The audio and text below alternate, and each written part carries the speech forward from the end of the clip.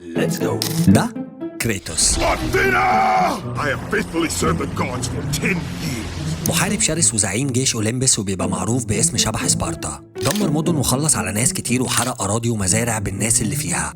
بس في مرة كان في حرب قوية جدا ضد جيش البرابرة، والبرابرة خلصوا على جيش كريتوس كله. وقبل ما زعيم جيش البرابرة يخلص على جيش كريتوس نادى على إيريس زعيم الحرب عشان ينقذ حياته مقابل إنه يبيع له روحه.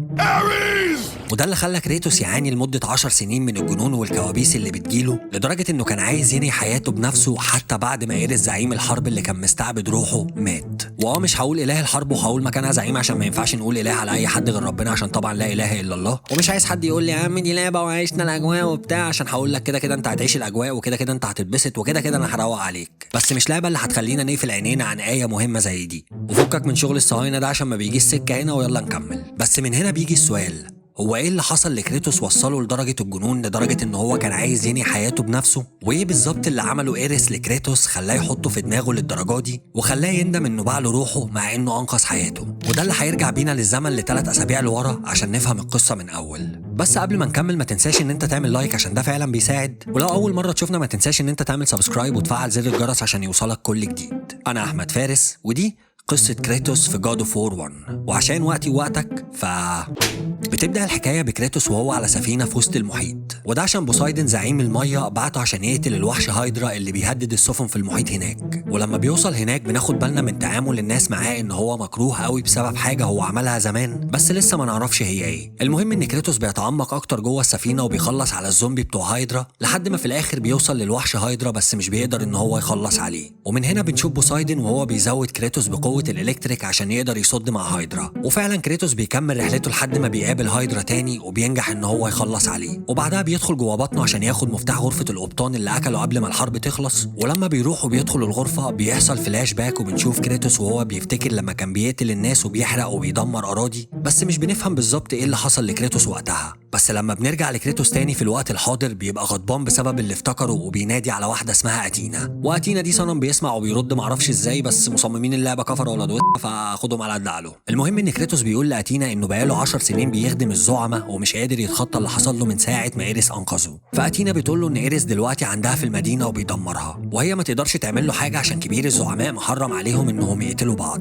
بس بتقول له ان هو ممكن يروح أتينا ينقذها من الدمار، وبتوعده ان هناك هيلاقي اللي يساعده انه يخلص على إيريس زعيم الحرب. وبتقول له لو خلص المهمة وعرف يخلص على إيريس هتمسح له كل اللي فات. المهم ان كريتوس بياخد بعضه وبيروح على أتينا، وهناك بيضطر انه يواجه وحش اسمه سايكلوبس عشان يفتح البوابة. بس بعد ما بيخلص عليه بنكتشف ان البوابة دي مش بتفتح ولازم يدور على طريق تاني. وفعلا بيفضل يحنكش في المكان لحد ما بيظهر لنا دي أفروديت، والمفروض ان دي زعيمة الحب والجمال وشوية الحاجات اللي علي السم بتحبها دي. المهم ان أفروديت بتقول له عشان يعدي البوابة فهو لازم يقطع دماغ مدوسة عشان عينيها زي سلاح بيطلع شعاع بيحجر اي حاجة بتتحرك، وده هيسهل عليه ان هو يحارب الوحوش اللي هتقابله في أتينا هنا عشان الوحوش اللي في أتينا كلهم أقوياء قبح. المهم ان كريتوس فعلا بيقطع دماغ مدوسة وبينجح ان هو يعدي البوابة وبيدخل القصر، وهناك بيظهر له دي حاجة زي روح مدينة أتينا وبيقولوا لها أوركل. وأوركل بتقول له دور عليا في المعبد وهناك هقول لك ازاي تخلص على إيريس، وبعدها بتختفي. ولما كريتوس بيكمل طريقه بناخد بالنا ان الناس اللي في القصر عارفة كريتوس، ولما بيشوفوه بيخافوا منه وبيفتكروا ان هو جاي مع إيريس عشان يخلص عليهم.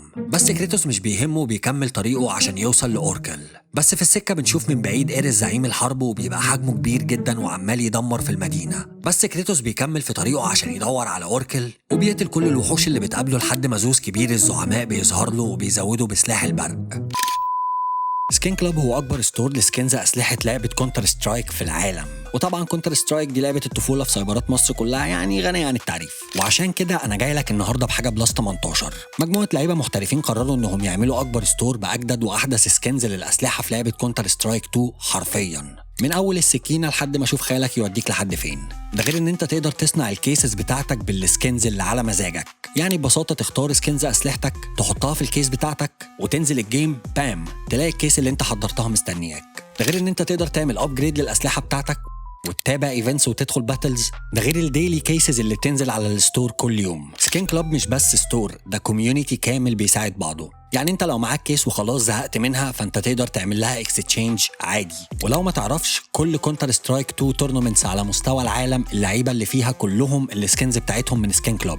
ودلوقتي الدور عليك، سجل دلوقتي وخد لفه هناك. ولو سجلت عن طريق اللينك اللي في الديسكريبشن او اول كومنت او البرومو كود ده، هيبقى ليك بونص 7% على كل عمليه شراء بلس 18 وتطبق الشروط والاحكام. اشوفك في الباتل يا بطل. المهم ان كريتوس بيفضل يلف شويه في المكان لحد ما في الاخر بينجح ان هو يوصل للمعبد، وهناك بيفضل يدور على اوركل لحد ما بيلاقيها وبينقذها. وبعد ما بينقذها بتقول له ان هي عارفه ان اتينا هي اللي بعتاه، وبنعرف كمان انها بتقدر تقرا الافكار. فبتحط ايديها على ايدين كريتوس، وبعدها على طول بيحصل فلاش باك وبنشوف كريتوس لما كان قائد جيش اولمبس وبيقود حروب. بس بنشوف مراته وبنته، وبعدها على طول بنرجع تاني واوركل بتبقى مخضوضه من اللي هي شافته، واللي برضه لسه ما نعرفش بالظبط هو ايه لحد دلوقتي. بس بتقول له هي مخضوضه ان هو لازم يختار اعدائه كويس، وفي الحاله اللي هو فيها دي إيريس هو عدوه الوحيد. والحاجه الوحيده اللي هتخليه يبقى في قوه إيريس ان هو يلاقي حاجه اسمها بندورا بوكس، والبوكس ده موجود في مكان في الصحراء اسمه ذا ديزرت اوف ذا لوست سولز. فكريتوس بياخد منها المعلومه وبيخرج من اتينا وبيروح على الصحراء عشان يدور على البندورا بوكس. ولما بيوصل هناك بنشوف اتينا تاني وبتقول له ان كلام اوركل صح، وعشان يوصل للبوابه فهو لازم يقدم قربان للصحراء ويقتل وحوش السايرنس، وده عشان يقدر يفتح بوابه المعبد اللي هتوصله لحد اسمه كرونوس. وفعلا كريتوس بيلف في الصحراء لحد ما بيدور على وحوش السايرنس وبيقتلها، وبينجح في الاخر ان هو يفتح بوابه المعبد وبيوصل للمكان اللي فيه كرونوس. وكرونوس ده يبقى كائن كبير كده بس متسلسل وشايل فوق ظهره المعبد وبيتحرك بيه في الصحراء، والمعبد اللي فوق ظهر كرونوس ده هو اللي فيه البندورا بوكس. المهم ان كريتوس بيحارب وحوش السايرنس تاني، وبعد كده بينادي على كرونوس بالمزمار، وبعدها بينط على ظهره لحد ما بيوصل للبوابه. وهناك بنقابل حد زي بقايا انسان كده وبيقول له ان اللي بيوصل هنا يا بيتقتل على ايد الوحوش يا بيتحط في قفص عشان يتحرق ويتقدم كقربان. وقبل ما يكمل كلامه بيظهر له وحوش بس بيتعامل معاهم، وبعدها بيدخل على اكبر متاهه واجمد جزء في اللعبه كلها، متاهة ذا رينجز اوف باندورا. المهم ان كريتوس بيفضل يستكشف المكان لحد ما بتظهر له دي، وبتزوده بسلاح قوي وبتدله على الطريق اللي يخرج منه ويقدر يوصل منه لحل اللغز البندورا. وكريتوس بيكمل في طريقه لحد ما بيوصل للمكان اللي هي قالت له عليه، وبنلاقي هناك تابوت لابن الزعيم ارهيتك. ولما بيفتح التابوت وبيفصل راس الجثه عن جسمها بيتفتح لنا بوابه بتاخدنا تحت الارض. ولما بينزل من البوابه دي بيحصل فلاش باك وبيفتكر حاجات بتوضح لنا اكتر ايه اللي حصل له من 10 سنين. وبنشوف كريتوس وهو بيقود حرب ضد البرابره، بس البرابره كانوا اقوى من جيش كريتوس وبيخلصوا عليهم. ولما قائد جيش البرابره كان خلاص هيخلص على كريتوس نادى على إيريس وطلب منه يخلص على كل اعدائه مقابل انه يبيع له روحه. Ares! Destroy my enemies, and my life is yours. وبعدها بنرجع تاني للوقت الحالي وبنكمل مع كريتوس رحلته في البحث عن البندورا بوكس. وكريتوس بيفضل يحل في الغاز ويلف في المعبد لحد ما بيوصل لسلاح بوسايدن، وده اللي اداله القدره ان هو يغطس عشان يوصل للاماكن اللي تحت الميه. المهم ان كريتوس بيمسح المكان كله تحت الميه وبيحل كل الالغاز لحد ما في الاخر بيوصل لبوابه الجحيم، وهناك بيقدم قربان بالوحوش اللي موجوده، وده اللي بيفتح له البوابه اللي فيها حارس البندورا بوكس، ولازم كريتوس يخلص عليه عشان يكمل طريقه. وبعد عركه طويله دارت ما بينهم كريتوس بينجح في الاخر ان هو يخلص عليه، وده اللي بيودينا الغرفه فيها تابوت تاني لواحد من ولاد ارهيتك، واللي الجمجمه بتاعته هتبقى مفتاح لغرفه في نفس المكان اللي ابتدينا فيه اول مره في المعبد، وهو ذا رينجز اوف باندورا. المهم ان كريتوس بيرجع على هناك تاني وبينزل تحت الميه وبيفتح البوابه، وهناك بيركب حاجه زي اسانسير بتطلعه على اعلى نقطه في المعبد، وهناك بيقابل وحوش السيتر، وبصراحه بيبقوا اقوياء جدا، بس كريتوس في الاخر بينجح ان هو يخلص عليهم. وبعدها وهو في طريقه بيشوف طائر كده دماغه شبه الانسان، ولما عينه بتيجي عليه بيحصل فلاش باك تاني وبنعرف اكتر عن ايه اللي حصل لكريتوس من 10 سنين وحوله للي هو فيه دلوقتي. وبنشوف كريتوس من 10 سنين لما كان بينادي على إيريس عشان ينقذه، وبعدها إيريس بينزل من وسط السحاب وبيبقى معاه جيش من نوع الطائر اللي لسه مش عارفينه اللي شبه دماغ البني ادمين ده، وبيخلصوا على كل جيش البرابره. وبعدها إيريس بيلف ايد كريتوس بسلسله طالع منها السلاح اللي بيبقى معاه طول اللعبه، وبيحس بقوه اكتر من اللي كان عليها، وبيقطع راس قائد جيش البرابره بكل سهوله. وبعدها على طول بنرجع تاني للوقت الحالي وبنشوف كريتوس وهو بيزعق للطائر ده وبيقول له يقول لإيريس انه مش عبد له تاني، وانه بيدور على البندورا بوكس وقريب هيجيله عشان يخلص عليه. وبعدها كريتوس بيكمل رحلته وبينط من الجبال عشان يوصل للبندورا بوكس، وبيفضل مكمل طريقه لفوق لحد ما بيوصل لغرفه فيها عقد لازم يحلله لغز عشان يوصل له، عشان العقد ده يبقى المفتاح اللي هيساعده يطلع لنقطه اعلى في ذا رينجز اوف باندورا. وفعلا كريتوس بيكمل طريقه وبيوصل لنقطة أعلى في المعبد، وهناك بيحصل فلاش باك تاني وبنشوف كريتوس وهو بيقود حرب باسم إيريس وبيبقى داخل على قرية عشان يحرقها، وبيبقى باين إنه بيقتل الناس الأبرياء والستات بدم بارد. وبعدها بنشوفه هو جوه بيت من البيوت اللي حرقهم وبيبقى شكله مصدوم وبيرقع على رجليه وبيبقى باين عليه إنه شاف حاجة كسرته. وفي نفس اللحظة دي بيكون في ست كبيرة واقفة بره البيت وبتضحك بصوت عالي في وسط الأحداث دي. وبعدها بنرجع تاني للحاضر وكريتوس بيكون بيسب الدين لإيريس بسبب اللي افتكره وبيكمل رحلته في البحث عن البندورا بوكس. المهم ان كريتوس بيوصل لغرفة بيبقى فيها 2 هيكل عظمي وبيخلع دماغ واحد فيهم عشان يفتح البوابة اللي فيها الغرفة المحصنة للبندورا بوكس. وهناك في الغرفة دي بيتفشخ الصراحة عشان الحتة دي صعبة قوي، بس بينجح في الاخر انه يخلص على الوحوش اللي جوه وبينجح ان هو يوصل للغرفة اللي فيها البندورا بوكس. واول ما بيحط ايده على البوكس بتظهر له أتينا وبتقول له انه اول انسان عادي يوصل للبندورا بوكس، وبعدها بتقول له ياخد البوكس عشان يفتحه ويرجع عشان ينقذ مدينتها. وفعلا كريتوس بيبدأ ان هو يحرك البوكس عشان يفتحه، بس في نفس اللحظة دي إيريس بيكون عرف ان كريتوس وصل للبندورا بوكس، فبياخد عمود مكسور وبيحدفه من أتينا بيوصل لحد المعبد فوق ظهر كرونوس وبيدخل في وسط جسم كريتوس وبيرشقه في الحيطة. وكريتوس وهو بيعافر مع الموت بيحصل فلاش باك تاني، وده اللي بيوضح لنا الصورة كاملة وبيفهم لنا ليه كريتوس عايز يخلص على إيريس. ولما بنرجع للماضي بنعرف ان اللي قعد على ركبه قدامهم دول يبقوا مراته وبنته عشان قتلهم. وبعدها إيريس بيظهر له وهو شايلهم بدمهم على ايده وبيقول له ان هو كده مفيش حاجة توقفه ولا حاجة خاف عليها بعد موت عيلته، وبيقول له ان هو كده ما بقاش مجرد قائد جيش، هو كده بقى الموت شخصيا. وبعدها بنشوف الست الكبيرة اللي كانت بتضحك وهي بتوبخه وبتقول له ان القوة والغرور عموه، وبعدها بترمي عليه تعويذة بتخلي الرماد بتاع عيلته اللي اتحرقت يغطي جسمه كله عشان تبقى زي علامة عار انه قتلهم. وبعدها بنرجع للوقت الحالي وبنشوف كريتوس وهو بيطلع في الروح، والطائر العجيب ده بياخد البندورا بوكس من قدام عينه عشان يوديه لإيريس، وكريتوس بيكون بيتحسر وهو بيموت عشان خلاص اول ما وصل للبوكس وحط ايده عليه معرفش يستفاد بيه. المهم ان كريتوس بيموت والمفروض ان روحه بتطلع وان هو بقى بيقع في العالم السفلي وبتاعه كده يعني، بس عشان المنتج كافر ابن خلاه يتشعبط في رجل نفس الراجل اللي كان قبطان السفينه في بطن هايدرا، وطلع على ظهره وفضل يحارب بعدها في وحوش العالم السفلي، وفضل ينط من مكان لمكان لحد ما في الاخر بيوصل لمكان بينزل منه حبل. واول ما بيوصل بيلاقي نفسه عند معبد أتينا تاني، والراجل اللي شبه المسيح الدجال ده هو اللي خرجه على اساس ان هو بيحيي الموتى وكده يعني، مش بقول لك المنتج كافر ابن.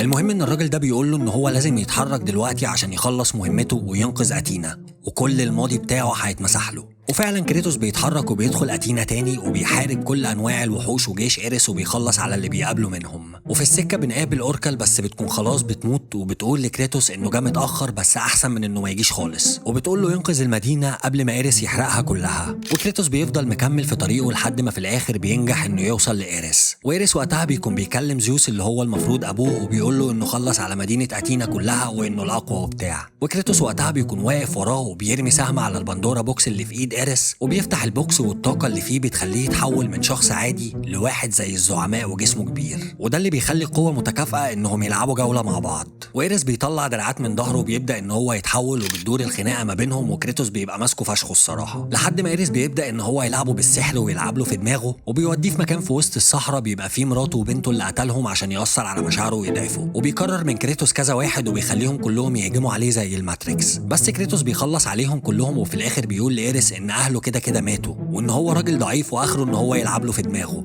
وقبل اخر لحظه قبل ما إيريس يقتل كريتوس بيفوق وبيروح على ممر معمول من سيف أتينا وبياخده وبيلعبوا جوله تانية، وكريتوس برضه بيفشخه تاني لحد ما إيريس بيبدا يضعف ويجيب ورا، وبيقول له انا خليتك تخلص على عيلتك عشان اعمل منك محارب قوي. وكريتوس بيبص له وبيقول له واديك عملتها وبيركب له السيف في نص زوره وبيخلص عليه للأبد. وبعدها كريتوس بيرجع تاني لأتينا وبيقول لها تمسح له كل كوابيسه زي ما وعدته، وأتينا بتقول له انها وعدته انها تمسح له الماضي كذنوب مش الذاكره والكوابيس. فكريتوس بييأس وبيقول لها عن كلكم انا هسيبكم وامشي، وبياخد بعضه وبيقول انا عارف ان انتوا عايزيني اموت كافر زيكم يا ولاد وبياخد بعضه وبيطلع على اعلى نقطه جبل وبينط من فوق عشان ينهي حياته زي ما شفنا في اول الحكايه خالص. بس اول ما بيقع في الميه في قوه خفيه بتيجي تطلعه من الميه وبتوديه عند أتينا في مكان اسمه فالهالا، وبتقول له ان الزعماء مبسوطين باللي هو عمله وان كلهم اتفقوا ان هو يبقى زعيم الحرب الجديد مكان إيريس، وبتقول له يدخل القصر بتاعه. وبكده كريتوس بيكون نجح انه يخلص على إيريس زعيم الحرب انتقاما لعيلته اللي خلاه يقتلهم، وكمان بيبقى اخد مكانه في الحكم.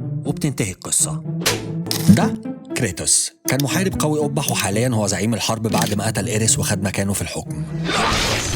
وده زوس يبقى كبير الزعماء وحاكم أولمبس، والكلمة كلمتي والشورى مشورتي. ودي أتينا كانت صنم بيسمع وبيتكلم الجزء الأول، معرفش ازاي، بس هي اللي ساعدت كريتوس انه يخلص على إيريس، بس ربنا هداها الجزء التاني وبقت بني آدم عادي قشطة يعني. Then you leave me no choice. بتبدأ الحكاية بكريتوس وهو في القصر بتاعه، وبيبقى في حرب دايرة في مدينة اسمها رودز، وكريتوس بيبقى عايز ينزل عشان يحارب. فأتينا بتحاول توقفه وبتقول له بلاش تنزل عشان انت كل مرة بتنزل مدينة بتجيب ظروفها، وعلى الدغري كل مرة انت بتعمل كده الزعماء كلها بيقلبوا عليك وانا اللي بشيل مكانك في الآخر. فقال لها خلاص ما تشيليش حاجة عشان ظهرك، انت ست كبيرة برضه. قالت له ولا ما تنساش نفسك انا اللي عملتك. قال لها ايه ده انت بتعايريني؟ طب اهو. وبينزل ديب بتخ بام تك وبيجيب عليها وطيها. بس في نفس الوقت ده بنشوف أتينا اتحولت لغراب ونزلت ورا كريتوس، خدت منه كل القوة بتاعته وحطتها في التمثال اللي شبه الاسكندر الأكبر ده. وأبو اسكندر ده بعدها بيبقى مش حالل كريتوس، بس كريتوس بياخد عينه وإيده وبيشوهه خالص، لحد ما بنسمع صوت زوس وهو بيكلم كريتوس وبينزل له أقوى سيف في أولمبس، ذا بليد اوف أولمبس، وده السيف اللي خلص بيه على التايتنز أو العمالقة. فزوس بيقول له السيف اهو، وابو اسكندر عندك هناك اتعامل بقى. وفعلا كريتوس بيروح بيديله واحده عيد ميلاد جرح انا في بطنه وبيدخل جواه ولا مؤاخذه بيلعب له في اساسه لحد ما بيجيبوا الارض. وكريتوس لما بيخرج لسه بيقول يا اولمبس ما فيكيش راجل وبتاع، راح التمثال بام اداله كف وهو بيقع طاير السيف من ايده. بس بعدها بنشوف كريتوس وهو بيضعف وقوته بدات ان هي تقل، ولبس الزعماء اللي عليه بدا ان هو يقع حته حته. في نفس الوقت اللي بنشوف زوس وهو داخل عليه وبيبقى جايب اخره منه، وبيقول له ان هو زعيم حرب فاشل ومدمر واولمبس كلها في خطر بسببه. وفي الاخر بيقول له يا تخضع وتعيش باوامري يا اما هقتلك. وكريتوس طبعا مش بيوافق ان هو يخضع لحد، وبيبقى شايف ان زوس خاين. فزوس بيقتل كريتوس بسيف اولمبس وبيقول له ان عمره ما هيبقى حاكم اولمبس، وان الدايره بتاعت الحكم اتقفلت عنده هو كزوس. وكريتوس وهو بيطلع في الروح بيقول له هندمك على اللي انت عملته ده. وبعدها زوس بيمشي وكريتوس بيموت وقصه النهارده بتبتدي. بس قبل ما نبدا ما تنساش ان انت تعمل لايك عشان ده فعلا بيساعد، ولو اول مره تشوفنا ما تنساش ان انت تعمل سبسكرايب وتفعل زر الجرس عشان يوصلك كل جديد. انا احمد فارس ودي قصه كريتوس في جاد اوف وور 2. وعشان وقتي ووقتك كريتوس بيموت وبينزل تحت الارض، بس وهو نازل بيسمع صوت بيكلمه عن طريق كل الاشخاص اللي بيفتكرهم وهو بيموت. والصوت ده بيقول له ان الموت ده مش علشانك وانت زعيم واسد يلا في ايه وبتاع. وفي الاخر كريتوس بيدرك ان الصوت ده فعلا حقيقي مش هلوسه موت، وبيسال مين اللي بيتكلم. فبترد عليه دي جايا، ودي واحدة من جيش التايتنز اللي زوس اكتسحهم زمان، وبتبقى هي كمان عايزة تنتقم من زوس وبتقول لكريتوس انها هتساعده. وركز بقى في الحتة دي عشان الحتة دي هي اللي مبني عليها سيناريو الجزء التاني كله اصلا. بنعرف منها ان في 3 اخوات اسمهم ذا سيسترز اوف فيت، ودول عندهم القدرة انهم يتحكموا في الزمن. وبما انه هو دلوقتي مش زعيم واتكرش من اولمبس ومعهوش سيف اولمبس اللي المفروض يخلص بيه على زوس، فالحل الوحيد دلوقتي ان هو يوصل للاخوات دول عشان يرجعوه بالزمن عند اللحظة اللي زوس قتله فيها، ويقتل هو زوس، وبكده كل حاجة هتتغير وكله هيبقى تمام. فهو بيقول لها سمير وشهير وبهير ده صح؟ فبتقول له مالك كده اسد يلا في ايه؟ وبعدها بنشوف الجرح اللي في بطنه بيتقفل وبيبدأ ان هو يطلع من تحت الارض، ولما بيطلع على فوق الارض بتقفل بشكل احترافي عشان الجرافيك ديزاينر عيل صايع. ومن هنا بتبدأ رحلة كريتوس على ظهر هذا الحصان الجامد فشخ في البحث عن ذا سيسترز اوف فيت عشان يرجعوه بالزمن للحظة موته عشان يقتل زوس. المهم ان كريتوس بيشق طريقه وبيبدا رحلته، وفي السكه بيعدي على مكان اسمه لاير اوف ذا تايتن او وكر العمالقه. وهناك بنشوف عم احمد اللي شبه الراجل اللي حرر العبيد في امريكا زمان ده، وبيبقى حارس الوكر واسمه تايفون. فبيقول له خد يا زميلي رايح فين؟ الحصان ده يلزمني. وطبعا المنتج كافر ابن وكريتوس لسه راجع من الموت ومعهوش اي قوه خارقه يواجه بيها الكائن العجيب ده، فبيلف في الوكر عشان يشوف هيتعامل مع عم احمد ده ازاي عشان ياخد حصانه ويتكل على الله يكمل رحلته. المهم ان هو لما بيطلع بره بيلاقي واحد متسلسل ومتعلق على دراع تايفون وصقر كبير عمال ينهش فيه، وبنعرف ان اسمه بروميثيوس، وده كان بيساعد الناس زمان وبيزودهم بطاقه النار. وزوس اعتبر ان اللي عمله ده خيانه، ومن ساعتها حبسه هنا للابد وخلى الصقر ده ياكل فيه ويموته وهو يصحى تاني، والصقر ياكل فيه تاني وهو يصحى تاني، وهكذا بقى للابد. وحله الوحيد عشان يرتاح من اللي هو فيه ده انه يتحرق في نار اولمبس اللي تحتيه على طول دي. والكلام رسي في الاخر على حرقني وريحني مقابل قوه النار اللي عنده. وكريتوس بيقول له يا سلام بس كده. فبيدخل يفع عين عم احمد ده وبياخد منها نبله بيفقع له بيها عينه التانيه، وبعدها بيرجع لبروميثيوس بيوقعه في النار وبياخد منه القوه بتاعته. وبعدها بيرجع تاني لعم احمد ده بيستخدم القوه دي عليه عشان يحرر الحصان بتاعه، وبيقول لتايفون هتوحشني يا عم سلامه ياما، وبيكمل رحلته في البحث عن ذا سيسترز اوف فيت. المهم ان كريتوس في السكه بيحارب وحوش معاهم اسلحه جامده، بس لو كانوا في 2025 كانت اسلحتهم هتبقى اجمد لو السكنز بتاعتهم من سكين كلوب. سكين كلوب هو اكبر ستور لسكنز اسلحه لعبه كونتر سترايك في العالم، وطبعا كونتر سترايك دي لعبه الطفوله في سايبرات مصر كلها، يعني غنيه عن التعريف. وعشان كده انا جاي لك النهارده بحاجه بلس 18. مجموعه لعيبه محترفين قرروا انهم يعملوا اكبر ستور باجدد واحدث سكنز للاسلحه في لعبه كونتر سترايك 2 حرفيا. من اول السكينه لحد ما اشوف خيالك يوديك لحد فين. ده غير ان انت تقدر تصنع الكيسز بتاعتك بالسكنز اللي على مزاجك. يعني ببساطه تختار سكنز اسلحتك تحطها في الكيس بتاعتك وتنزل الجيم بام تلاقي الكيس اللي انت حضرتها مستنياك. ده غير ان انت تقدر تعمل ابجريد للاسلحه بتاعتك وتتابع ايفنتس وتدخل باتلز. ده غير الديلي كيسز اللي بتنزل على الستور كل يوم. سكين كلاب مش بس ستور، ده كوميونيتي كامل بيساعد بعضه. يعني انت لو معاك كيس وخلاص زهقت منها فانت تقدر تعمل لها اكستشينج عادي. ولو ما تعرفش كل كونتر سترايك 2 تورنمنتس على مستوى العالم اللعيبه اللي فيها كلهم السكنز بتاعتهم من سكين كلاب. ودلوقتي الدور عليك، سجل دلوقتي وخد لفه هناك. ولو سجلت عن طريق اللينك اللي في الديسكريبشن او اول كومنت او البرومو كود ده هيبقى ليك بونص 7% على كل عمليه شراء بلس 18 وتطبق الشروط والأحكام. أشوفك في الباتل يا بطل. وبنرجع لكريتوس تاني وهو طاير وبيحارب الوحوش، بس واحد منهم بيوقع الحصان بتاع كريتوس وكريتوس بيقع في معبد اسمه لاكيسيس، وده معبد على اسم واحدة من الإخوات ذا سيسترز اوف فيت اللي كريتوس بيدور عليهم. المهم ان كريتوس بيدخل المعبد وبياخد لفة فيه، وبنفهم ان ذا سيسترز اوف فيت عايشين على الجزيرة اللي قدام المعبد، والجزيرة دي مربوطة بسلاسل ضخمة معدية من جوه المعبد ومربوطة بالحصنة العملاقة دي، والحل الوحيد انه يسوق الحصنة دي عشان يحرك الجزيرة ناحية المعبد عشان يعرف يدخلها. وحسك انك مش فاهم، تعال فاهمك.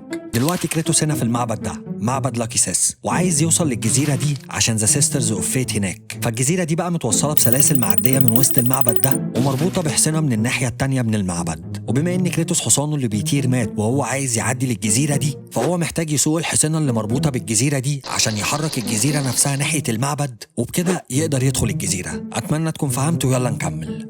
المهم ان كريتوس بعد ما بيعرف هو هيعمل ايه بنسمع صوت جايا وهي بتتكلم معاه، ولما كريتوس بيسألها هي بتساعده ليه بنعرف من اجابتها حكاية زوس كاملة من اول ما اتولد لحد ما خانها هي وكل التايتنز وخلاها عايزة تنتقم منه. وبنعرف ان زوس اصلا يبقى ابن كريتوس العملاق من التايتنز، وكرونوس كان خايف ان عياله يكبروا ويقلبوا عليه وياخدوا منه الحكم، فقرر انه ياكلهم واحد ورا التاني. وبعد ما كرونوس اكل عياله كلها وجت دور على زوس، امه بعتته مع صقر كبير عشان يخبيه في مكان بعيد عن كرونوس، وادت كرونوس لفة فيها طوب على اساس انها زوس وهو بيبلعها وبتعدي. وبنعرف ان جايا هي اللي خدت زوس من وهو طفل وربته لحد ما كبر، وبتبقى ربته على ان هو لازم يحرر اخواته من كرونوس. ولما زوس شد حيله وعرف ان كرونوس ابوه واللي عمله زمان، غدر بالتايتنز كلهم من ضمنهم جايا اللي ربته، وقرر انه يعاقب التايتنز كلهم على غلطة ابوه. وده السبب الحقيقي اللي مخلي جايا تساعد كريتوس عشان ينتقم من زوس. المهم ان كريتوس بيقول لها معلش وبيكمل جوه المعبد لحد ما بيوصل للبوابة اللي هتوصله للجام بتاع الحصنة، وهناك بنشوف ده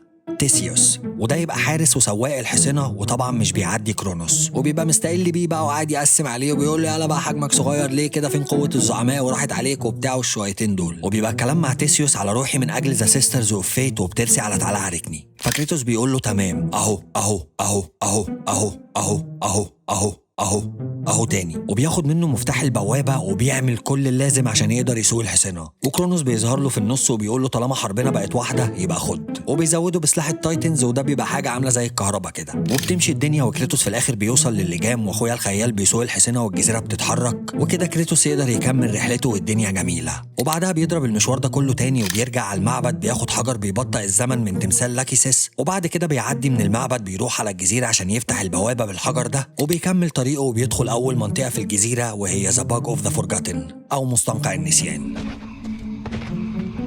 المهم ان كريتوس اول ما بيدخل جوه ويدوب بيمشي خطوتين بيلاقي ده في وشه وبيجرجره على الارض وبيقول له فاكرني، وده يبقى قائد جيش البرابرة اللي كريتوس قطع راسه زمان لما نادى على ايريس عشان ينقذه في الجزء الاول، والراجل ده دلوقتي هو كبير مستنقع النسيان. فكريتوس بيرد عليه وبيقول له فاكرك يا ابن وبيمسكه يفشخه تاني وبياخد منه سلاحه وبيخلص عليه بيه. وبعدها بيكمل طريقه وبيروح على معبد اسمه يوريال، وهناك بياخد درع اسمه جولدن فليس من بق وحش حرفيا، وبعد كده بيرجع تاني على باب المعبد عشان يفتحه بالجولدن فليس. ولما بيدخل جوه بنشوف يوريال نفسها، ودي تبقى اخت مادوسا. فكريتوس بيقتلها وبياخد دماغها عشان هيستخدمها، وبيكمل في طريقه من تحت المعبد لحد ما بيوصل لمكان اسمه ذا هول اوف اتروبوس، ودي قاعة على اسم تاني واحدة من الاخوات الثلاثة اللي كريتوس بيدور عليهم. المهم انه لما بيوصل هناك بيلف في القاعة شوية لحد ما بيوصل لده بريسيوس، وده واحد من حراس المعبد وبيبقى عنده قدرة الاختفاء وبيحكها في السيسترز عشان يراقوه. فكريتوس بيمسكه بيدغدغه وبعدها بياخد منه الدرع اللي معاه ده عشان هو اللي يهمه في الليلة دي كلها، وبعدها بيكسر بيه الحيطة، وبعدها بيفتح بوابة قاعة أتروبس عشان يكمل رحلته في البحث عن ذا سيسترز اوف فيت. بس في طريقه بيقابل الراجل المجنون ده إيكاروس، وده برضو واحد واقع على دماغه متوهم وبيحكها عشان يوصل للسيسترز، بس كريتوس جايه معاه بالأجنحة اللي هو لابسها، فبيقول له خد يا زميلي الأجنحة دي تلزمني، فبيمسك فيه وبياخده وبيقعه من فوق، وكريتوس بيفضل يلطش له لحد ما بياخد منه الأجنحة، وإيكاروس بيقع في القاع وبيموت، وزوس بيتحبس تحت الأرض مع الكائن ده أطلس. وأطلس ده من التايتنز، وكان في بينه وبين كريتوس حكاية زمان أيام ما كان لسه مع زوس، فكريتوس بيرد عليه وبيقول له دلوقتي إن هو مع حاله، وإنه أصلا بيدور على ذا سيسترز اوف فيت عشان يرجعوه بالزمن عند اللحظة اللي اتقتل فيها ويرجع عشان يقتل هو زوس. وأطلس الكلام اللي بيسمعه ده بيبقى جاي على هواه عشان هو كمان بيبقى مش طايق زوس عشان اللي عمله في التايتنز زمان، فبيطلع كريتوس قدام القصر اللي فيه المعبد اللي ذا سيسترز اوف فيت عايشين فيه، ورحلة كريتوس في البحث عن ذا سيسترز اوف فيت في بداية نهايتها.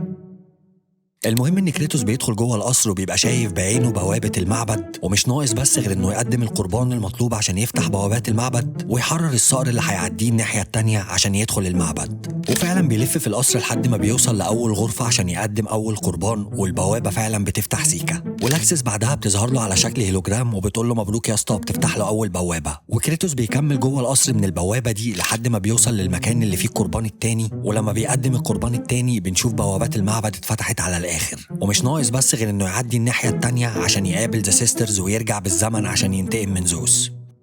المهم ان كريتوس بعدها بينزل تحت القصر وبيحرر الصقر اللي هيوصله الناحيه التانيه، والصقر بيبدا ان هو يظهر لنا من وسط النار وبيطلع على فوق وبيستنى كريتوس والدنيا بتبقى تمام. وكريتوس لما بيطلع عشان يركب الصقر بنشوف الوحش ده بيقف في طريق كريتوس عشان ما يعديهوش، فكريتوس بيكسر له رجليه وبعدها بيفتح عليه الممر اللي هيوصله للصقر وبيصفيه، وبعدها بياخد الصقر بتاعه وبيتجه على اخر نقطه في رحلته وهي ذا تمبل اوف ذا فيتس، وده المعبد اللي فيه الثلاث اخوات ذا سيسترز اوف فيت بنفسهم، وبقى فاضل على معاناه كريتوس خطوة واحدة. المهم ان كريتوس بيكمل جوه المعبد لحد ما بيوصل لعرش لاكي سيس، ودي اول واحدة من السيسترز اوف فيت. ولما كريتوس بيدخل بنشوف لاكي سيس بنفسها وهي نازلة لكريتوس، ولما بتشوف كريتوس بتقول له انه مش هيقدر يغير قدره مهما عمل، وبنفهم من كلامها انها كانت حليفة زوس ضد التايتنز من زمان، وبتبقى عارفة ان جايا هي اللي مسخناه انه يجي لحد هنا، وفي الاخر بتقول له ان قوتها كده كده هي واخواتها محدش هيعرف يقف قدامها، واللي هيفكر يجي على السيسترز يبقى في عمره بيهسترز. فبيقول لها كمان مش عارفة تتكلمي يا بنت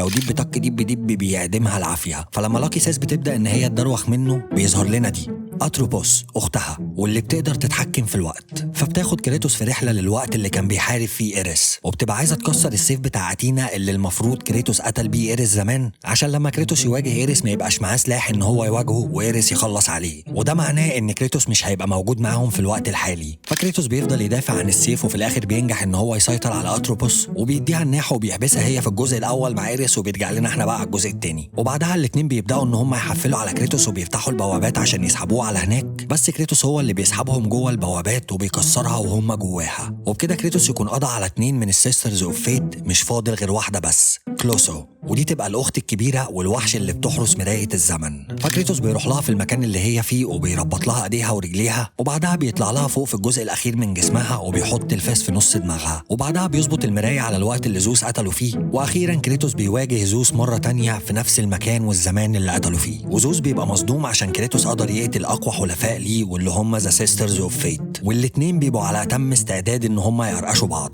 فبيمسكوا في بعض هم الاتنين وبتدور الحكايه وبيطيروا هم بيتخانقوا لحد ما بيقفوا على حلبه عاليه في السماء، وزوس بيفضل يطلع برق ويكبر ويصغر وبتاع لحد ما كريتوس في الاخر بيمسكه بيبهدل أهله. وبعد عركة طويلة دارت ما بينهم هما الاتنين، كريتوس في الآخر بيسيب سلاحه وبيقعد على ركبته وبيقول لزوس حررني من حياتي الأبدية، اللي هو قتلني عشان أنا مش بموت يعني وبتاع، وزوس بيقول له طب إيه اللي جابك من الوقت كل دوت ولا هي فرهدة وخلاص؟ ولما بيمسك السيف وبيبقى لسه خلاص هيموته، كريتوس بيقول له أنت صدقت يا اسطى ولا إيه؟ وبيمسكه بيكسر عظمه وبيعلق إيديه في الكرسي ده وبيفضل يدخل السيف في جسمه عشان يخلص عليه، في نفس الوقت اللي أتينا بتظهر لنا فيه وبتقول إنه ما ينفعش يقتله عشان زوس هو أصلا أولمبس، وزوس بيقول له أنت ابتديت حرب مش هتعرف توقفها. فكريتوس بيسخن اكتر وبيبقى رايح عشان يقتل زوس، بس أتينا بتقف قدامه وبتضحي بروحها عشان زوس، بس وهي بتطلع اخر انفاسها بتصدم كريتوس وبتقول له انه ما ينفعش يقتل زوس عشان زوس في الاساس ابوه. اوبا وما ينفعش في اولمبس ابن يقتل ابوه، وهو بيبقى مصدوم لوهله من اللي سمعه، بس بعد كده بيقول لها انا ما عنديش ابهات، ولو اولمبس كلها وقفت قدامي فانا هقتل اولمبس كلها، وان زمن الزعماء اللي زوس مخترعه ده نهايته ابتدت على ايده وبعدها اتينا بتموت. المهم ان كريتوس بعد كده بيرجع لجايا وهو عنده القدره انه يتنقل بين الوقت عشان هو اللي خلص على ذا سيسترز اوف فيت، وبياخد جايا معاه وبيرجعوا هما الاتنين بالزمن لورا خالص في الوقت اللي زوس كان بيحارب فيه التايتنز اللي جايا حكت لنا عنه في نص الحكايه. وفي الاخر كريتوس وهم في زمن الحرب ده بيقول لها احنا ممكن نكسب الحرب بتاعتك دي بس مش في الزمن ده، في الزمن ده هيبقى صعب ان احنا نقضي على زوس عشان زوس في الوقت ده بكامل قوته، وبيقول لها ان الاحسن ان احنا نخلص عليه في الوقت الحاضر لان في الزمن الحالي زوس ضعيف واتينا ماتت وانا ككريتوس معايا السلاح بتاع اولمبس. ومن الاخر كده اولمبس كلها قاعده دلوقتي مرعوبه مني، وبياخدها وبيرجعوا هما الاتنين بالزمن للوقت الحالي. وبعدها بنشوف زوس وهو في القصر بتاعه وهو مجمع الزعماء بتوعه وبيقول لهم ان اولمبس لازم تعيش ونخلص على كريتوس وبتاعه الشويتين دول، في نفس الوقت اللي القصر بيتهز فيه زي الزلزال، وبنكتشف ان جايا وجيش التايتنز كلهم جايين مع كريتوس وطالعين على الجبل اللي فيه اولمبس. وكريتوس بيقول لزوس انا جاي لك يا كافر يا ابن ومش هحلك، وده معناه ان في جزء تالت لازم تستناه. وبتنتهي القصة. ده كريتوس السيد رفاعي الدسوقي. ده انت معلم يا دوب بتتكلم وانا واقف. الجزء الاول كان محارب قوي أبح وقائد جيش سبارتا، وبقى زعيم الحرب بعد ما اتينا الصنم اللي انتوا فاهمين قصتها مع المنتج ساعدته انه يخلص على ايريس، وده عشان ايريس استغل كريتوس بعد ما باع له روحه وخلاه يقتل مراته وبنته. You will become death itself. وفي الجزء الثاني زوس كبير الزعماء غدر بيه وخلص عليه، بس بيكون ظهرت له جايا اللي اديته واحده اسد يلا فيه ايه وساعدته انه يوصل لزوس تاني عشان هي كمان عندها طار عنده وعايزه تنتقم منه. ولما وصل له بمساعده جايا وكان خلاص هيخلص عليه، اتينا بعد ما ربنا هداها وبقت بني ادم عادي الجزء الثاني ظهرت وضحت بروحها عشان تنقذ زوس، وبتصدمنا قبل ما تموت ان زوس يبقى ابو كريتوس، واحنا بنتصدم وزوس بيهرب واتينا بتموت، بس كريتوس مش بيتهزله شعرايه عشان هو اصلا قرع. قصدي الموضوع بالنسبة له لسه مخلص، وزوس لازم يحاسب على كل اللي عمله، عشان هو وجايا اتحدوا مع بعض وقرروا انهم يطلعوا له على جبل اولمبس في ارض الزعماء عشان يخلصوا عليه في مملكته. وكريتوس اخر حاجة كان بيقولها له جاي لك يا كافر يا ابن ولحظة الالتحام تقترب. والمفروض ان زوس دلوقتي بقى اضعف عشان كريتوس خلص على ذا سيسترز اوف فيت حلفائه، واتينا اللي كانت بتدافع عنه جوه المملكة ماتت. فهل فعلا كريتوس هيطلع وينزل زي ما بيقول خاصة بعد ما تحالف مع جايا والتايتنز، ولا زوس هيديله على عينه تاني وهيقول لامك في العشه ولا طارت ويهرب برضه، ولا منين معاه بيودي على فين؟ ده اللي هنعرفه النهارده. ده انت تمسك الشيشه بقى. بس قبل ما نبدا ما تنساش ان انت تعمل لايك عشان ده فعلا بيساعد، ولو اول مره تشوفنا ما تنساش ان انت تعمل سبسكرايب وتفعل زر الجرس عشان يوصلك كل جديد. انا احمد فارس ودي قصه كريتوس في جاد اوف وور 3، وعشان وقتي ووقتك بس يا بابا بتبدأ الحكاية بكريتوس وجايا ومعاها جيش التايتنز، وبيبقوا طالعين على جبل أولمبس وفي طريقهم لمملكة زوس عشان يخلصوا عليه، وزوس وباقي الزعماء بيبقوا فوق مستنيينهم ومجهزين نفسهم عشان يدافعوا عن المملكة. وهقول لك مين الزعماء دول واحد واحد بس في وقتهم. المهم إن الشغلة بتدور والعركة بتبتدي، وبيهجم عليهم أول واحد من الزعماء واللي يبقى بوسايدن، وده يبقى زعيم المحيطات والبحار وأي مكان ينفع تضرب فيه غطسين، وبيبقى عنده القدرة إن هو يتحكم في المية ويحولها زي ما أنت شايف كده. ومعرفش ليه حسنا برجل كابوريا الصراحة، بس تقريبا الديزاينر كان يشب في بقه وهو بيرسم الشخصيه تقريبا. المهم ان بوسايدن بيدخل ما بين جسم جايا عشان يضعفها ويوقعها من على الجبل، وفي نفس الوقت بيعارك كريتوس وبيقول لكريتوس انت ما احترمتش قدسيه اولمبس يلا، ولا احترمت الزعماء وبتاع، ده انا ههينك. بس كريتوس مش بيسمع له وبيمسكه بيعدمه العافيه، وبيفضل يطرقع له لحد ما جايا بتديله يد بتطلعه من الكائن ده، وكريتوس بيطيره على الجبل بيرزعه في الحيطه، والوحش العجيب ده بيقلب اكوا بارك. المهم ان كريتوس بيرجع لبوسايدن تاني وبيقول له بوسايدن يا نمر انت بتتحداني وانا ضارب ابوك مرتين، ده انت تمسك الشيشه بقى. قال له نمر ايه يا اسطى، انا حصان برجل كابوريا وطالع من الميه وبتاع، انت بتقول ايه؟ فكريتوس بيقول له مش ذنبي ان الديزاينر كان مستبح وهو بيرسمك يا كافر يا ابن وبيكمل عليه بيجيب اجله وبيخزق له عينيه حرفيا وبيحدفه من فوق الجبل وبيرميه في البحر عشان بوظ له الافيه. وبوسايدن لما بيقع في البحر تسونامي كبيره بتقوم وبتدمر العالم كله وبتحوله لعالم اشباح، وبكده كريتوس يكون خلص على اول واحد من زعماء زوس، ومش فاضل غير انه يكمل طريقه مع جايا عشان يوصلوا لزوس نفسه.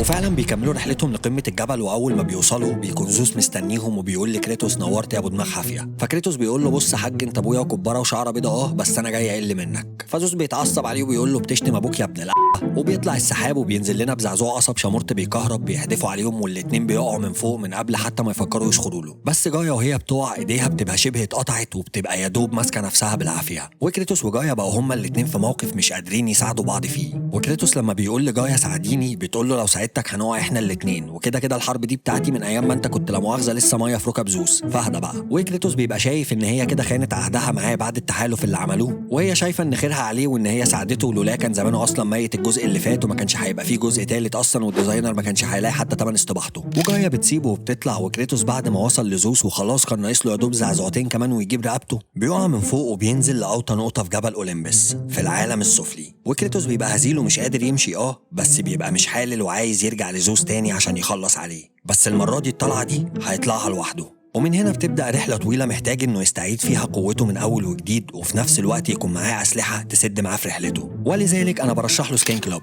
عشان دلوقتي التوب اب في سكين كلوب بقى انستنت في ساعتها. سكين كلوب هو أكبر ستور لسكنز أسلحة لعبة كونتر سترايك في العالم، وطبعا كونتر سترايك دي لعبة الطفولة في سايبرات مصر كلها، يعني غنية عن التعريف. وعشان كده أنا جاي لك النهارده بحاجة بلس 18. مجموعة لعيبة محترفين قرروا إنهم يعملوا أكبر ستور بأجدد وأحدث سكنز للأسلحة في لعبة كونتر سترايك 2 حرفياً، من اول السكينه لحد ما اشوف خيالك يوديك لحد فين.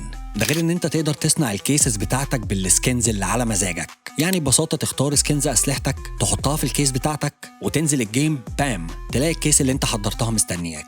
ده غير ان انت تقدر تعمل ابجريد للاسلحه بتاعتك وتتابع ايفنتس وتدخل باتلز. ده غير الديلي كيسز اللي بتنزل على الستور كل يوم. سكين كلوب مش بس ستور، ده كوميونيتي كامل بيساعد بعضه. يعني انت لو معاك كيس وخلاص زهقت منها فانت تقدر تعمل لها اكستشينج عادي. ولو ما تعرفش، كل كونتر سترايك 2 تورنمنتس على مستوى العالم اللعيبه اللي فيها كلهم السكنز بتاعتهم من سكين كلوب.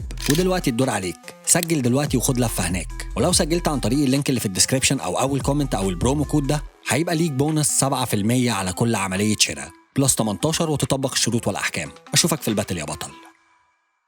كريتوس بيقع في العالم السفلي في مكان زعيم الجحيم واللي يبقى اسمه هيديز، وبيبقى مفهوش حل يطرطر بس حالف لا يرجع لزوس ويفشخه. بس وهو في طريقه بتظهر له دي أتينا تاني، وبتقول له انها بعد ما ضحت بروحها من اجل زوس رقاها وبقت مش عارف ايه كده في دماغ اللي كتب السيناريو عشان عنده توحد. وبتصدمنا ان هي كمان دلوقتي قلبت على زوس وعايزه تنتقم منه. يلا بينا. فبيقول لها انت فئه مره من صنم لبني ادم اللي بتضحي بروحك من اجل زوس لشبح وعايزه تاخدي روح زوس. ايه التكسكه اللي انت فيها دي؟ انت منافقه قوي. بس هي بتقول له اولا المنتج عايز كده ودافع كتير فمفيش نقاش، ثانيا انا ما كنتش شايفه الحقيقه زي ما انا شايفاها دلوقتي، واخر حاجه بتقولها له انه عشان يدمر زعيم قوي زي زوس فهو محتاج يلاقي حاجه اسمها ذا فليمز اوف اولمبس، ودي اللي سنوب دوج ولع بيها الجوب في اولمبياد فرنسا. قصدي ان ذا فليم اوف اولمبس دي عباره عن بوكس بيبقى فيه الطاقه الوحيده اللي قادره انها تدمر زوس وعياله وقادره تمسح تاريخ اولمبس كله من الوجود، ولو لقاها مشاكله في الليله دي كلها هتتحل. وبتعدي من جسمه وبتاخد سلاحه وبتزوده بحاجه اسمها اكسل عشان تدله على مكان ذا فليم اوف اولمبس. وبعدها كريتوس بيسترجع قوته والدنيا بتبقى تمام، وانا كراجل مسلم بعد المشهد ده قاعد في الركن ميت من الضحك على ان دي عقليه اللي كتب السيناريو، اقسم بالله. ومن هنا بتبدا رحله كريتوس في البحث عن بوكس ذا فليمز اوف اولمبس عشان يدمر زوس بمملكته. Destroy the flame, Kratos, and the very foundations of Olympus will crumble. المهم ان كريتوس وهو بيلف في العالم السفلي عشان يشوف هيطلع جبل اولمبس ازاي بيقابل ده بيرسيوس، وده واحد بيعاني من العذاب الابدي ومحتاج اللي يحرره، وبيقول له حررني ومعاه نبله بالنار هديها لك وبتاع. فكريتوس بيقول انا شفت المشهد ده فين قبل كده، وبيفتكر ان ده ريفرنس من نفس المشهد اللي في الجزء الثاني في كهف عم احمد ده، وكان في واحد متسلسل على ايده اسمه بريسيوس برضه وعليه عذاب ابدي برضه ومحتاج انه يتحرر برضه في الجزء الاول في اللعبه برضه، وكان هياخد منه مكافاه حاجه فيها نار برضه. فكريتوس لما بيلاقي ان مفيش ابداع فمش بينقذ حد وبيروح يولع في اهله عشان المنتج ملحد ابن ومركز في جرافيكس بس ومفيش اي ابداع في السيناريو بجنيه، وبياخد منه السلاح عشان هو كده على الابيض محتاج اسلحه والسكه لسه طويله. وبيكمل لف في العالم السفلي لحد ما بيوصل لمكان تاني اسمه Judges of the Underworld، وده مكان جوه العالم السفلي اللي الاصنام دي المفروض انهم بيحاكموا الناس اللي بتقع هنا تحت بعد ما بتموت وبتاع، يعني فاهم شغل كفر ابن عايز الاسطى ناصر يعمل معاهم واحد مصنفر. او ماي جاي تركز. وبيبقوا ماسكين تحديدا السلسله دي وهنعرف هي بتاعت ايه بس قدام شويه. المهم ان كريتوس بيقف في النص عشان يتحاكم وبتاع، فواحد من الاصنام دي بيقول له الله اخو احنا ساعه غدا دلوقتي ومش فاضيين، عدي علينا بعدين وروح البوابه دي شوف ايه الكلام. فبيروح يعدي من البوابه وبيفضل يلف حوالين نفسه لحد ما بيشوف شعله النار دي باندورا، ودي بنت بتكلم زوس عن طريق الشعله دي وبتبقى عارفاه كويس، وبيبقى مش واضح قوي وضعها ايه معانا في القصه بس بتبقى عايزاه يساعدها انه يحررها. وكريتوس في الاول كان مفكرها بنته بس لما لقاها مش هي ما اداهاش اهتمام وكمل. المهم ان كريتوس بيفضل يحنكش في المكان لحد ما بيروح للراجل اللي شبه عم بولا ده هيفستس، وده يبقى ابن زوس وبيبقى محبوس هنا وفاعل له عينه، والمفروض على حسبتهم انه بيصنع بني ادمين تحت الارض على اساس انه المسيح الدجال وبيحيي الموتى في الحرفيين، ومش محتاج اقول لك المنتج ايه تاني عشان انا خلاص تعبت، بس انا هقول له عم بولا. المهم ان كريتوس كريتوس بيسأله عن مكان ذا فليمز اوف اولمبس، بس عم بولا بيقعد يقول له دي قوة خارقة وليها احترامها والزعماء نفسهم مش بيقربوا لها عشان اللي بيلمسها بيموت في ساعتها. وكريتوس بيفضل يسأله وعم بولا يتوهه لحد ما في الآخر بيقول له أنا كنت حاسس من الأول إنك ابن مالكش لازمة، وبيسيبه وبيمشي. وبيفضل يلف في العالم السفلي لحد ما بيوصل للقصر بتاع هيدز زعيم الجحيم، فبيكسر التمثال بتاعه بالتابوت بتاع مراته وبيفضل مكمل جوه لحد ما بيدخل له عند العرش بتاعه، وبتدور الحكايه بينهم وكريتوس بيمسكه بيفلق له وبيعمل معاه واحد سفلي بيهينه، وبعدها بياخد منه السلاح بتاعه وبيفضل يجلد فيه لحد ما بيسلخ روحه من جسمه وبيخلص عليه وبيحرر كل الارواح اللي كان حابسها جواه، وبعدها بياخد بعضه من تحت الميه وبيرجع تاني على الراجل اللي شبه عم بولا ده. ولما كريتوس بيرجع لعم بولا من الطريق ده تحديدا، عم بولا بيفهم ان هو خلص على هيدز وبيبقى مصدوم ان كريتوس لسه في قوته عشان هيدز من الصعب ان حد يخلص عليه، وكريتوس بيقول له خلاص مفيش منه الكلام ده، وبيساله تاني على مكان ذا فليمز اوف اولمبس. ومن هنا عم بولا بيبدا ان هو يحكي لنا حكايته ويقول لنا هو ليه محبوس هنا، وبنعرف منه انه زمان كان احسن من انجبت اولمبس في صناعه البني ادمين. يا كافر يا ابن وكان راجل واخد وضعه في اولمبس وزوس كان مكافئه ومروق عليه ومجوزه افرودايت، والدنيا كانت جميله لحد ما كريتوس جه في اخر الجزء الاول وخلص على ايريس، ومن ساعتها زوس حبسه هنا في العالم السفلي بسبب ان كريتوس خلص على ايريس. معرفش ايه العلاقه بس مشي الدنيا، وزوس بيكون خد منه احسن حاجه صنعها في حياته واللي حبها زي بنته وهي باندورا، ودي الشعله اللي كانت بتنادي على كريتوس عشان يحررها بس هو ما ادهاش اهتمام. ومن ساعتها عم بولا عايش هنا في الصدمه وبيحاول ان هو يعمل واحده تاني زيها ومش عارف، فكريتوس بيقول له انت بتدخلني في حكايتك ليه يا اسطى؟ بص انت كافر يالا وكلامك صداع شكل وشك، مش عايز من امك حاجه انا ماشي. وبيسيبه وبيمشي وبيكمل رحلته في البحث عن ذا فليمز اوف اولمبس لحد ما بيوصل للبوابه اللي منها هيطلع من العالم السفلي وهيرجع تاني على جبل اولمبس. وعند البوابه اتينا بتظهر له بتفكره بسبب رحلته وهو انه يلاقي ذا فليمز اوف اولمبس. Zeus will die. المهم ان كريتوس بيخش المعبد وبيدخل جبل اولمبس، وفي طريقه بيشوف جايا وهي متشعلقه وخلاص يا دوب هتقع، ولما بتشوفه بتبقى مستغربه ان هو لسه عايش بس بتستنجد بيه عشان يساعدها، بس هو بيبقى مش ناسلها وبيقول لها والله كان على عيني، وبيقطع لها ايدها خالص وهي بتقع من فوق وبتموت، وبيحدف لها ايدها وبيقول لها خدي دي تخصك. وبعدها بيدخل بوابه في الجبل واللي منها هيكمل طريقه عشان يوصل لذا فليم اوف اولمبس، بس وهو في طريقه بيشوف واحد من التايتنز بيكون بيحارب واحد من زعماء زوس واللي يبقى هيليوس زعيم الشمس، والتايتن العملاق ده بيبقى مسك هيليوس عمل له واحده الذبابه الملعونه وبيحدفه بيرشقه في الجبل، فكريتوس بياخد بعضه وبيروح وراه عشان يكمل عليه، فبيلاقيه متحصن بجنود بالكهرباء، فبيسوق الوحش ده وبيشد لهم الفيش وبيخلص عليهم كلهم لحد ما بيبقى مفيش غيرهم هما الاتنين بس. ولما كريتوس بيسأله عن ذا فليم اوف اولمبس هيليوس بيضلله وبعدها بيديله فلاش في عينه عشان يعميه، بس كريتوس بيتفادى الضوء ده وبعدها بيمسكه بيكسر له عظم وشه وبيفضل يشد في راسه لحد ما بيفصلها له عن جسمه عشان يعملها كشاف حرفيا. وبعدها بيدخل جوه الجبل عشان يشوف هيطلع ازاي على فوق من جوه لحد ما بيوصل لمكان اسمه ذا باث اوف ايوس، والفتحه اللي عندها السلاسل اللي هو شايفها دلوقتي دي هي الطريق الوحيد اللي منه يقدر يكمل رحلته على فوق. المهم ان كريتوس وهو بيحاول يوصل للسلاسل بتظهر له باندورا تاني عشان يساعدها، وهو برضه مش بيديها اهتمام وبيكمل في طريقه لحد ما بيوصل للسلاسل وبيركب السريع يا صاحبي والبوصله على فوق، والسلاسل دي برضه مهمه قوي في قصتنا بس هنجيلها في وقتها. وفي السكه بيخلص على التايتن اللي كان بيتعارك معاه عشان هو قلب على التايتنز كلهم من بعد حوار جايا، وبعدها بيكمل طريقه من عند السلاسل لحد ما بيوصل لمكان اسمه ذا كيفرنز، والمكان ده زي حلقه الوصل ما بين قمه الجبل اللي فيها مكان ذا فليم اوف اولمبس ومملكه زوس وقاع الجبل في العالم السفلي عند هيدز اللي لسه كان عنده دلوقتي كريتوس، والمنطقه اللي احنا فيها دلوقتي دي هي حلقه الوصل ما بينهم، والمفروض انه من منطقه الكهوف اللي هو فيها دلوقتي دي يشوف طريق منها عشان يكمل طريقه على فوق، بس وهو بيحنكش بين الكهوف وبيشوف الكلام على ايه بيظهر له ده هيرمس واحد من زعماء زوس وتقريبا الدليفري بتاعه. It's not worth my time. المهم انه بيفضل يستفز في كريتوس ويطلع له لسانه لحد ما كريتوس بيجيب اخره منه وبيقول له بس طبعا هيرمس كان اختفى من قبل ما يسمع حرف الكاف اساسا. المهم ان كريتوس بيطلع من نفس السكه اللي خدها هيرمس وبيبقى خلاص حاطه في دماغه ومش هيحله، ولحسن الحظ ان هو طلع وراه عشان اخر السكه دي اخيرا كريتوس بيوصل لبوكس ذا فليمز اوف اولمبس، ومملكه اولمبس هتبقى دم للركب. Your eyes do not deceive you, Kratos. في نفس الوقت اللي اتينا بتظهر له فيه وبتفكره انه ما ينفعش ان هو اللي يفتح البوكس عشان لو لمسه هيموت، والوحيد اللي يقدر يفتح البوكس ده يبقى باندورا البنت اللي فضلت تظهر لكريتوس على شكل شعلة وهو ما كانش مديها اي اهتمام، وبتقول له ان زوس عارف الكلام ده وان البوكس ده عشان يقدر يفتحه فهو لازم يدور على الباندورا البنت نفسها. وبعد ما بتقول له الكلمتين وبتختفي بيظهر لنا سونيك السريع ده تاني هيرمس. وكريتوس لما بيشوفه المرة دي بيروح وراه مش بيحله، وبيفضل وراه لحد ما بيكسر تمثال أتينا عليه، وفي الآخر بيزنقه عند المعبد وبيفشخه وبيقطع له رجله، وبعدها بيمسكوا زرع بصل وبيقطع له رجله التانية، وهيرمس بيموت. وكريتوس بياخد السنيكرز بتاعته عشان يبقى هو كمان سونيك ويهرب من الشرطة المدرسية في الفسحة، وبعدها بيرجع تاني عشان يفتح القفص اللي على البوكس اللي على ذا فليم اوف اولمبس لحد ما يلاقي بندورا، بس بيكتشف برضو ان الترس بتاع القفص معلق ومش عايز يفتح، وده عشان الاصنام اللي كريتوس عدى عليهم في ساعة غدا دول في العالم السفلي ماسكين في السلسلة، فبيبقى لازم يرجع تاني على هناك عشان يفك ايديهم منها ويقدر ان هو يفتح القفص. المهم ان كريتوس بيسيب موضوع القفص ده دلوقتي وبيفضل يحنكش في المنطقة لحد ما بيشوف دي هيرا، ودي تبقى مرات زوس وملكة الزعماء.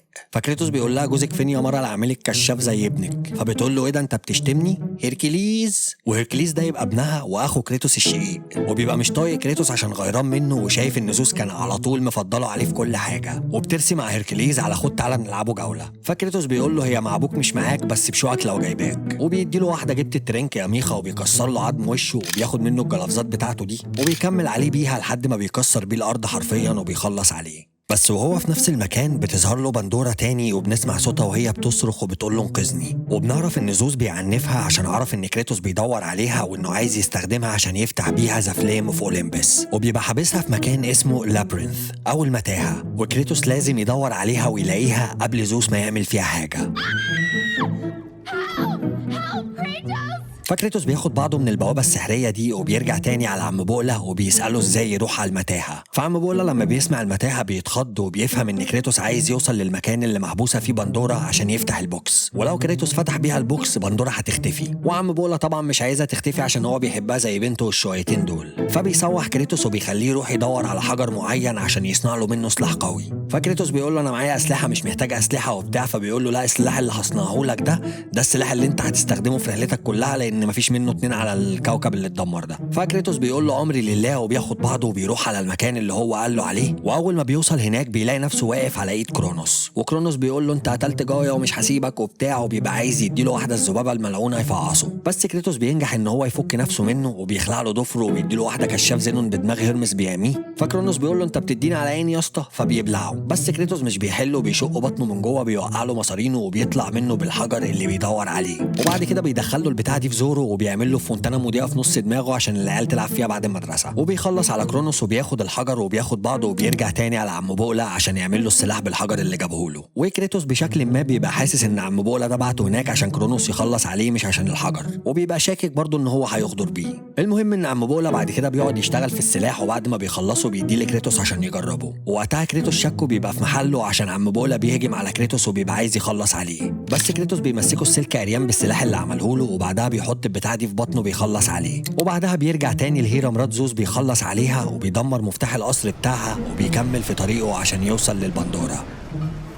المهم ان كريتوس بيرجع تاني على منطقة الكهوف اللي ما بين العالم السفلي وقمة الجبل، وبنعرف ان المتاهة اللي محبوسة فيها بندورا موجودة في كهف من الكهوف اللي هنا، بس كريتوس بيبقى محتاج حاجة اسمها ايس ستون، والستون دي بتبقى موجودة في العقرب الوحش ده، فكريتوس بيكسر له رجليه وبعدها بيمسك ديله وبيدخله في زوره وبيخلص عليه، وبعدها بياخد منه الايس ستون وبيستخدمها عشان يفك لغز المتاهة وبيرصها جنب بعض، واخيرا كريتوس بيدخل المتاهة وبيبقى خلاص قرب ان هو يوصل لبندورا. المهم ان كريتوس بيفضل يحنكش في المتاهه لحد ما في الاخر بينجح ان هو يوصل لبندورا، ولما كريتوس بيوصل لها بيبقى هي مغمى عليها، بس بعدها بتفوق عشان المخرج يعمل لنا شويه سسبنس وبتاع، وبعد كده بيحررها من المتاهه وبيطلع بيها تاني على منطقه الكهوف، وهي بعد كده بتساعده ان هو يرص باقي المتاهه، وبعدها بيسيب بندورا في منطقه الكهوف وبينزل هو تحت على العالم السفلي عشان يكسر السلسله اللي في ايدين التماثيل دي عشان يعرف يفتح القفص اللي فيه البوكس بتاع البندورا، وبعد ما بيكسر السلاسل دي بياخد نفس الرحله تاني بس بيطلع على فوق خالص عند قمه الجبل عشان يفتح قفص البندورا، وفي نفس الوقت يرفع المتاهه كلها لفوق عشان يفك اللغز ويقدر في الاخر ان هو يفتح بوكس ذا فليم اوف اولمبس. وفعلا كريتوس بيحرك الترس وبيشغل الشغله والمتاهه بتبدا ان هي تترفع، وفي نفس الوقت القفص اللي على البوكس بيبدا ان هو يتفتح،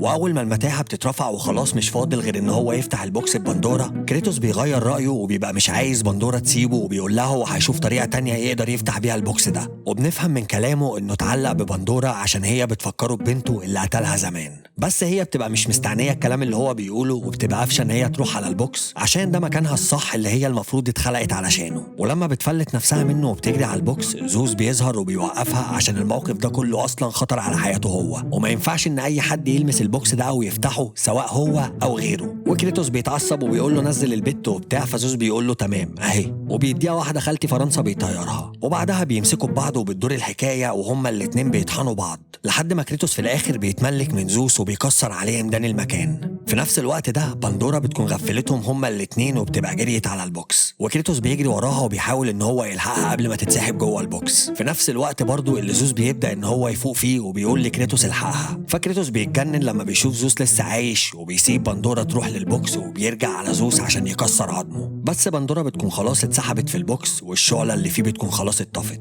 وكريتوس لما بيروح على البوكس وبيفتحه بيلاقيه فاضي وما فيهوش اي حاجه، وزوس بيفضل يشمت فيه وبيضحك عليه، وكريتوس بيبقى خلاص جاب اخره منه. فبيطلعوا هما الاتنين على سطح اولمبس وبيلعبوا جوله تانية، وبيفضلوا هما الاتنين يفرهدوا في بعض لحد ما بتظهر لهم جايا، وبنكتشف انها لسه عايشه وما ماتتش وبتبقى راجعه عشان تخلص عليهم هما الاتنين. فبتمسك الحلبه اللي هما واقفين عليها وبتحاول تديهم واحده الذبابه الملعونه وتفعصهم في بعض، بس هما الاتنين بينطوا من فوق وبينزلوا عليها، وزوس بيختفي وكريتوس بيدخل جوه عند قلبها وبيولع فيه وبيفضل يضرب فيه عشان يوقفه ويقتلها. بس بعدها بشويه زوس بيظهر له تاني وبيلعبوا هما الاتنين جوله تانية في احشاء جايا لحد ما كريتوس في الاخر بيتملك من زوس وبيحطه عند قلب جايا وبيطلع سيف اولمبس وبيرشقه في زوس وجايا مع بعض وبيخلص عليهم هما الاتنين مره واحده. وجايا بتبدا ان هي تقع وبتنهار من فوق وبيبقى جواها كريتوس وزوس وبينزلوا كلهم على الارض. وكريتوس بعدها بيسحب سيفه من جثه زوس بعد ما خلص عليه، بس بنتفاجئ بشبح زوس بيطلع له وبيقول له انت مفكرها خلصت يلا، وبام بيرزع كشاف ضوء بيجرد كريتوس من كل اسلحته، وبعدها بيمسكه من رقبته وبيفضل يخنقه لحد ما في الاخر كريتوس بتروح بتشوف عالم الظلام.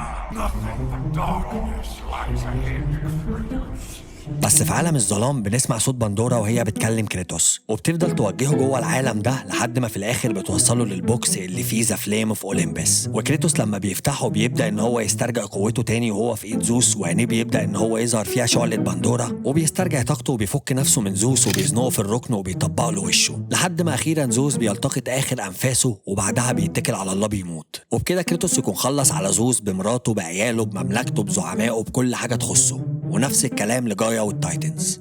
المهم ان في الاخر اتينا بتظهر لكريتوس وبتقول له على الطاقه اللي كانت في البوكس، وبتقول له ان الطاقه دي تخصها وهي عايزاها وبتاع. فكريتوس بيقول لها والله انا لما فتحت البوكس لقيته فاضي فما فيش بوكسات بقى، ما فيش طاقه. فاتينا بتقول له انت كذاب والقوه ديت باينه عليك دلوقتي وطالعه منك، واللي كان في البوكس ده يخصني، وبتقعد تحكي له قصه طويله عريضه ملهاش اي لازمه. فكريتوس بيقول لها انا قتلت البشريه كلها بالزعماء باي حاجه بتمشي على الارض، فاكيد لو هعيش مع حرمه في العالم دوت لوحدي هصدع فهو. وبيخلص على نفسه بالسيف بتاعه عشان يرتاح من زنها، وهي بتروح تطلع السيف من جسمه وهي بتقول له برضه مش مصدقاك، ده انت فيمينست بنت. وبتسيبه سايح في دمه وبتاخد بعضها وبتمشي، وكريتوس بيموت والتتر بينزل. بس بعد التتر بنتفاجئ ان كريتوس مش موجود وبيكون ساب السيف بتاعه، واثار الدم دي بتقول انه نط من هنا او طار الله اعلم، وانا بصراحه معرفش ده معناه ايه، بس اللي اعرفه ان بتنتهي القصه. وشكرا لو وصلت لحد هنا في الفيديو. فلو عجبك الفيديو ما تنساش ان انت تعمل لايك، ولو عجبك قوي ما تنساش ان انت تعمل سبسكرايب وتفعل زر الجرس، ولو عجبك قوي فعليكوا على الكومنتات بقى، بص انا ماشي بعلاك. وما تنساش تتابعني على الانستجرام، هو معلهوش صور بس على طول هناك بنعمل استطلاعات رأي عن الحلقات اللي هتنزل في المستقبل. وبس كده، سلام.